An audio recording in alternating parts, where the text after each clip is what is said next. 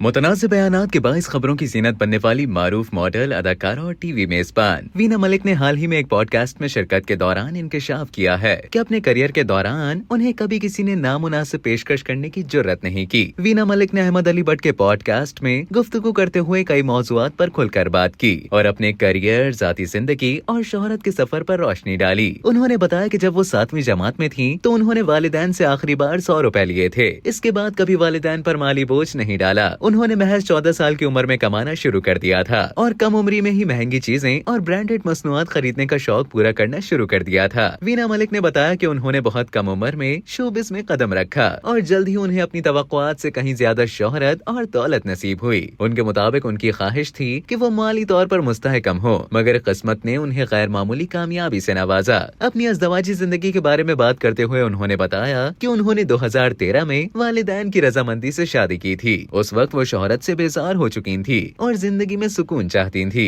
यही वजह थी कि उन्होंने शोबिस को खैर बात कहकर अज़दवाजी जिंदगी का आगाज किया। उनके बकौल 2 बच्चे हैं जिनकी पैदाइश IVF के जरिए हुई। एक सवाल के जवाब में वीना मलिक ने जोर देकर कहा कि उन्हें आज तक किसी ने कभी किसी गैर अखलाकी काम की पेशकश नहीं की। उन्होंने वजाहत की कि उनके काम करने का अंदाज इतना मुनज़्ज़म है कि कोई भी शख्स उन तक बराह रास्त रसाई हासिल नहीं कर सकता। उनकी टीम और प्रोफेशनल मराहिल इस कदर मौसर हैं कि किसी को ऐसी जुर्रत ही नहीं होती। उन्होंने मज़ीद दावा किया कि चाहे भारत हो या पाकिस्तान, उन्हें हर जगह इज्जत मिली और कोई भी उनके पेशावराना दायरे को उबूर करने की हिम्मत नहीं कर सका। अलबत्ता उन्होंने एतराफ किया कि उन्हें कई मर्तबा शादी की पेशकश जरूर की गई, लेकिन कभी भी कोई गैर अखलाकी या नामुनासिब पेशकश सामने नहीं आई। वीना मलिक की गुफ्तगू न सिर्फ उनके पेशावराना नज़्म ज़ब्त की अक्कासी करती है, बल्कि इस बात की भी कि उन्होंने शोबिस में अपनी एक अलग शनाख्त और उसूलों पर मबनी मकाम बनाया है।